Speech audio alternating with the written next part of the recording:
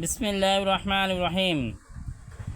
আমি কি তোমাদেরকে দিনের শক্তি বৃদ্ধিকারী জিনিস কি বলিয়ে দিব না, যাহার দ্বারা তুমি দিন ও দুনিয়ায় কামিয়াবি হাসিল করিতে পারো। উহা হইল আল্লাহওয়ালাদের মজলিস। আর যখন তুমি একাকী থাকো তখন তোমার জিহ্বাকে আল্লাহর জিকির দ্বারা বিজয়ে রাখো। মেশকাত শরীফের হাদিস 419 নম্বর পৃষ্ঠা।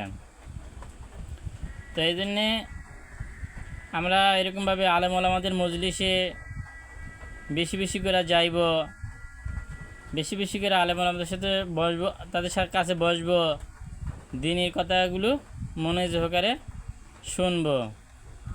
আর যখন আমি একা থাকি তখন আল্লাহ তাআলা জিকির দ্বারা আমার জিহ্বাকে বিজয় রাখবো।